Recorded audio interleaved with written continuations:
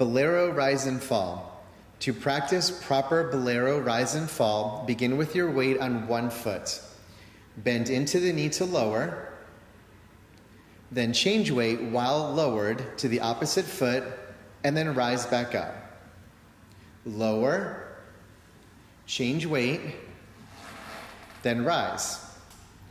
Lower, change weight, and then rise. When dancing the Bolero, dance it as down, up, down, down, down, up, down, down, down, up. The down, up being the slow, and the down, down being the quick, quick. Lastly, for the rock step, lower, taking a small step forward, then reach back for a larger step backwards.